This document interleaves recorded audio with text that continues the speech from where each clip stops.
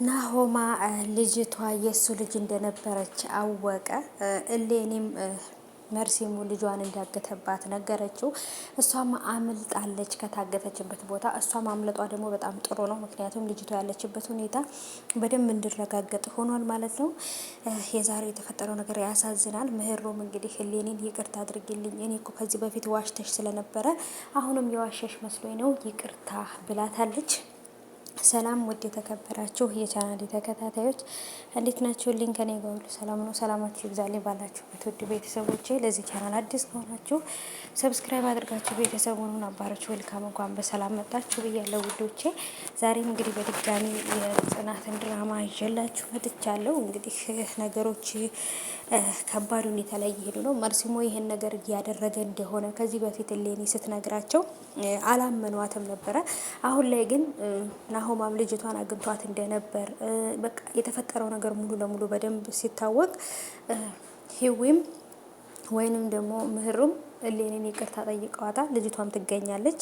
ወንዶች ለብቻ ሴቶች ለብቻ ተሰማርተዋል፣ ይችን አንዲት ህፃን ልጅ ለማግኘት ማለት ነው። ግን እውነት ለመናገር ይህን ነገር ጆከር ከሰማ ጆከር እርግጠኛ ነኝ ያለችበትን ቦታ ያቅና ያገኛቸዋል። ምክንያቱም ጆከር ይሄን ነገር መስራት በጣም ብዙ ጊዜ ይሄንን ስራ ስለሰራው ሰው የት ነው የሚታገተው፣ እንዴት ነው የሚታገተው፣ መርሲሞን ተከታትሎ ህፃኗን ልጅ ያገኛታል ጆከር ይሄን ነገር ከሰማ ማለት ነው።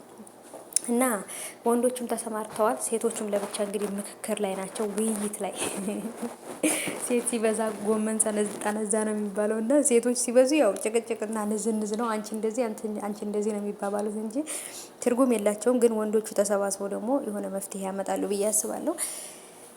በዛም ላይ ደግሞ ሁሉም ቅዱሴም፣ ናሆማም፣ ኪራም ብዙ በቃ ከክብሮም ጋር በአጠቃላይ ወንዶች ይችን ህፃን ልጅ ለመፈለግ ተሰማርተዋል ማለት ይቻላል። እና ህፃኗ ልጅ ትገኛለች።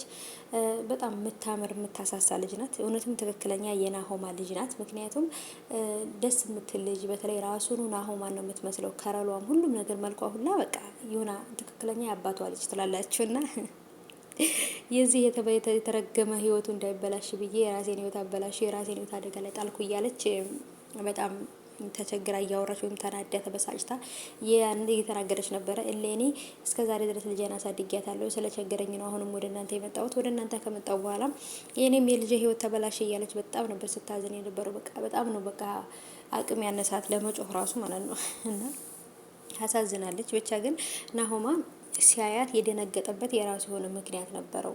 ልጁ እንደሆነች አውቋል። የያዘውም ደግሞ የእጇ ጌጥ የእሷ እንደሆነ ነው እንግዲህ እናቴቱም የተናገረችው። እና ይሄ ነገር ደግሞ ነገሮችን በጣም ከባድ እንዲሆን አድርጎታል። ምህሩም ያ ነገር እውነቱን እሷ ስትነግረኝ መስማት ነበረብኝ። ስለዚህ ሰኒ መጎዳት የለባትም። እሷ ስለምትዋሽ ሁልጊዜ አንድ ጊዜ ስለዋሸች ሁልጊዜ ተዋሻለች ማለት አይደለም። ስለዚህ ምናምን ብላ ከራኬብ ጋር እያወራች ነበረ ስለ ሰኒ። እና ቤተሰቦቼ አሁን ላይ ነገሩ ያለበት ሁኔታ በጣም ከባድ ነው ከምላችሁ በላይ ማለት ነው። ብቻ ህፃኗ ልጅ ካልተገኘች ነገሮች በጣም ይከብዳሉ። ሁሉም ሰው ተሰማርቶ እሷን እየፈለጋት ነው። እንግዲህ መጨረሻቸውን ያሳምረው ነው የምንለው። ህፃኗም ልጅ በእርግጥ ደስ የምትል ልጅ ናት። በቃ ይጎዳታልን ብዬ አላስብም። መርሲሞ በእርግጥ ከገንዘብና ከገንዘብ ውጪ የሚያስበው ነገር የለም። ስለዚህ ለምንድን ነው ህፃኗ ልጅ ያገታት? እሷ እናቲቱ ይህን ነገር አድርግልኝ ያላትን ነገር ስላላደረገች ያንን የጠየቃትን ገንዘብ ከራኬብ ተቀብላ ካላመጣችለት ህፃኗን ልጅ አይለቃትም ማለት ነው። ይሄ ማለት ደግሞ ነገሮች በጣም ከባድ ናቸው። ናሆማ ልጁ መሆኑን ካወቀ በኋላ እቤት መተኛትም አልቻለም፣ ማረፍ አልቻለም። እገለዋለሁ እያለ እንግዲህ መርሲሞን እየፈለገ ነው። እስቲ እንግዲህ ምን እንደሚፈጠር እናያለን።